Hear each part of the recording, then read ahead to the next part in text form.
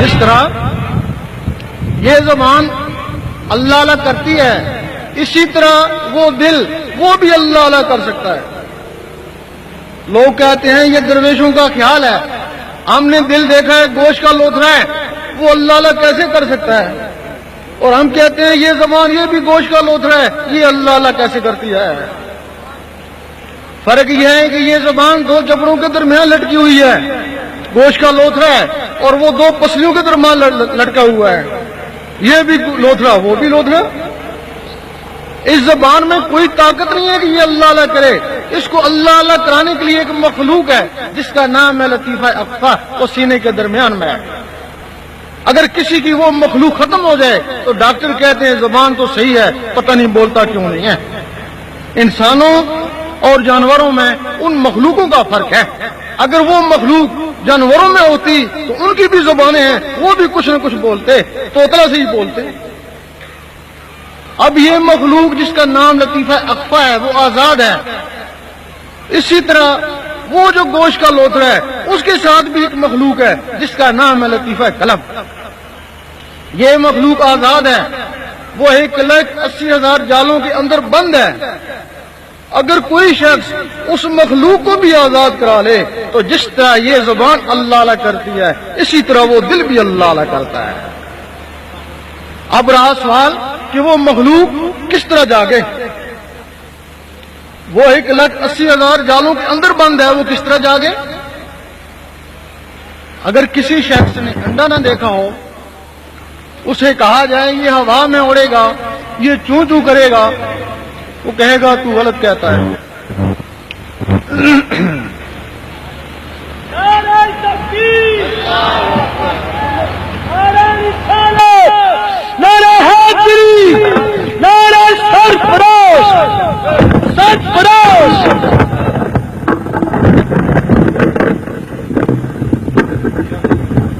بیٹھے رہے electric fault ایسے ہی کر رہے ہیں۔ کسی شخص نے انڈا نہ دیکھا ہو، اسے کہا جائے یہ ہوا میں اڑے گا، چوں چوں کرے گا، وہ کہے گا تو غلط کہتا ہے، نہ اس کی ٹانگیں ہیں، نہ زبان ہے، نہ پر ہیں، یہ کس طرح ہوا میں اڑے گا؟ اس کا نام بیضہ ہے، یہ نقل ہے تمہارے بیضے کی، تمہارے اندر بیضہ ناسوتی ہے۔ اس کے اوپر 3 چھلکے ہیں اور اس کے اوپر 1,80,000 جالے ہیں، اس کے اندر ایک چوزا بند ہے اور اس کے اندر ایک فرشتہ بند ہے۔ اس کو ظہری گرمی کی ضرورت ہے اور اس کو اللہ کی ضربوں کی ضرورت ہے، اس کو مرغی چاہیے اور اس کو مرشد چاہیے۔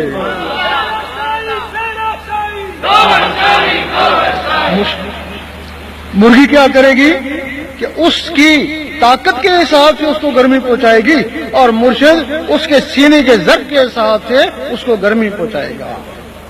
اور جب وہ انڈا پھٹے گا تو بغیر سیکھے سکھائے چوں چوں کرے گا، اس کی فطرت ہے۔ اور جس طرح اور جب یہ انڈا بیضہ ناسوتی یہ پھٹے گا تو یہ بغیر سیکھے سکھائے اللہ اللہ کرے گا، اس کی فطرت ہے اللہ اللہ۔ اس وقت آدمی دیکھے گا کہ میرے اندر کون سی چیز بیدار ہو گئی جو اللہ اللہ کر رہی ہے۔ اب آدمی اس کا استاد بن جائے گا، اس کا کام صرف اللہ اللہ کرنا ہے۔ وہ جو مخلوق جاگ اٹھی، یہاں سے پھر 2 طرح کی تسبیح چلتی ہے، ایک عام لوگوں کی تسبیح، ایک خاص کی تسبیح۔ عام کی تسبیح بازاروں میں ملتی ہے، اس کا کیا کام ہے؟ وہ ٹک ٹک کرتی ہے، زبان اللہ اللہ کرتی ہے، وہ ٹک ٹک زبان اللہ اللہ۔ لیکن اب وہ تسبیح بھی بار، وہ جو اللہ اللہ ہو رہی ہے وہ بھی بار، اب جو اس کا نور بن رہا ہے وہ بھی بار۔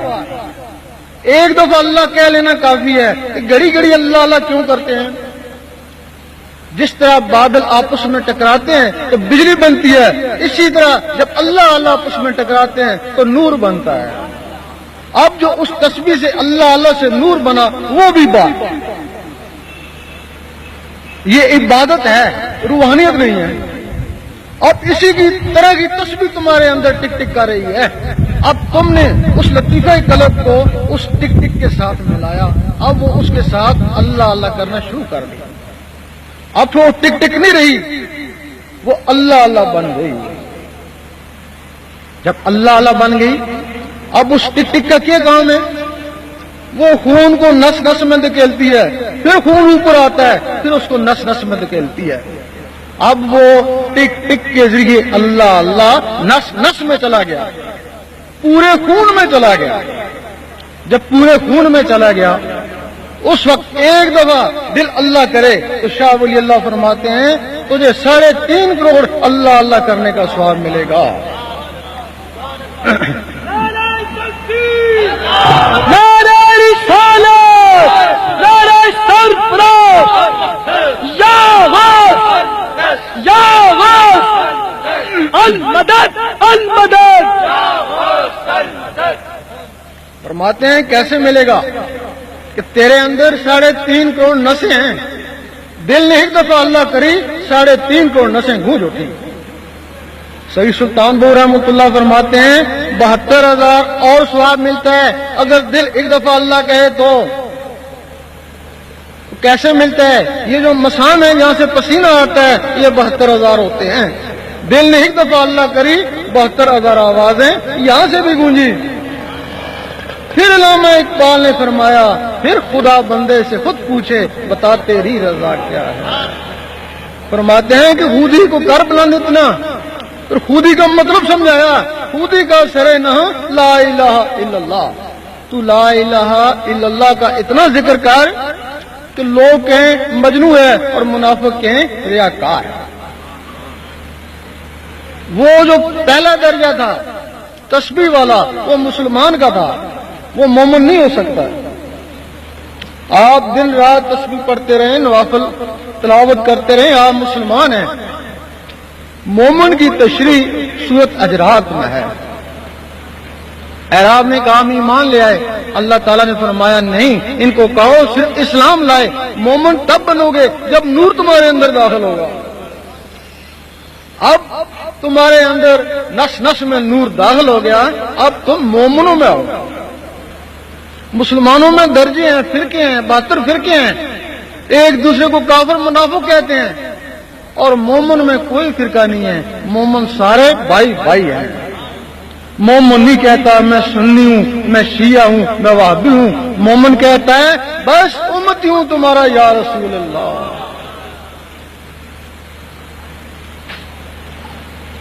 عام آدمی اگر اس جگہ پہنچ جائے تو اس کو نور کہتے ہیں، کیونکہ نس نس میں نور چلا گیا، اس کو نور کہتے ہیں۔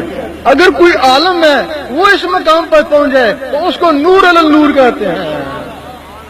وہی عالم ہیں جن کے لیے حضور پاک نے فرمایا کہ میرے عالم بنی اسرائیل کی نبیوں کی مانند ہوں گے، اور واقعی ان کی توہین مذہب اسلام کی توہین ہے۔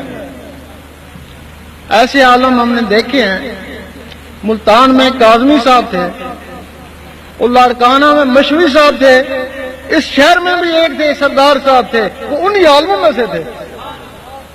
اور جو لوگ جو عالم اس علم باطن کے بغیر ہے اس کو عالم سو کہتے ہیں، اور عالم سو کے لیے حضور پاک نے فرمایا جاہل عالم سے ڈرو اور بچو۔ اصحابہ نے پوچھا عالم بھی اور جاہل بھی کہ جس کی زبان عالم اور دل سیاہ یعنی جاہل۔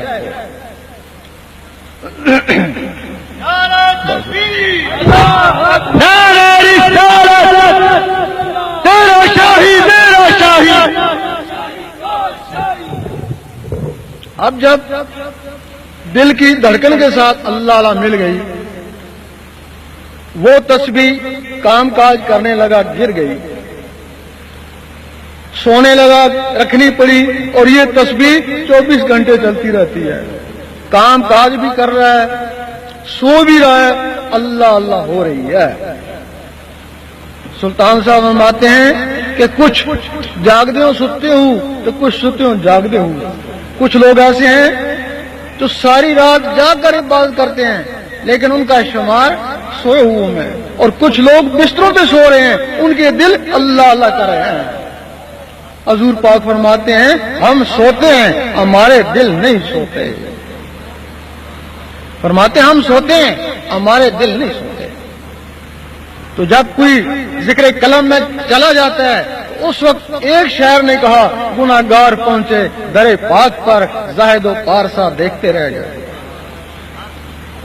بھائیو زاہد و پارسا کیسے دیکھتے رہ گئے اور گناہگار کیسے در پاک پہ پہنچ گئے؟ جب زاہد و پارسا نے کوئی نیکی کری، کتاب پہ لکھی گئی، اب وہ جو نیکیاں کر رہا ہے کتاب پہ لکھی جا رہی ہیں، لیکن اس کے دل میں تکبر بھی آ رہا ہے کہ میں نیکیاں کر رہا ہوں، اور وہ تکبر دل کے اوپر دبے لگاتے جا رہا ہے، حتیٰ کہ اس کی فائل نیکیوں سے اور نمازوں سے بھر گئی اور دل وہ بھی تکبر سے بھر گیا.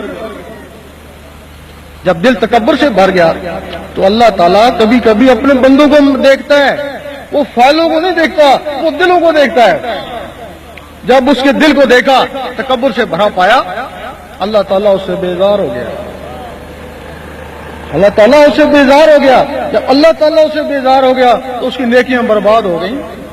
ایک حدیث میں ہے کہ جس میں ضیا بھی کبر اور بخل ہے وہ جنت کے قابل نہیں. شیطان نے اگر مار کھائی وہ بھی بہت بڑا عابد تھا، نمازی تھا، اگر مار کھائی تو تکبر سے مار کھائی.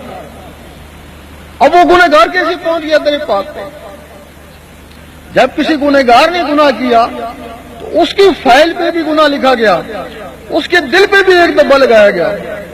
اب کیا ہوا کہ اس کی فائل بھی گناہوں سے بھر گئی اور اس کا دل بھی گناہوں سے کالا ہو گیا. اس نے دل کو سفید کرنے والا ایک نسخہ سیکھ لیا.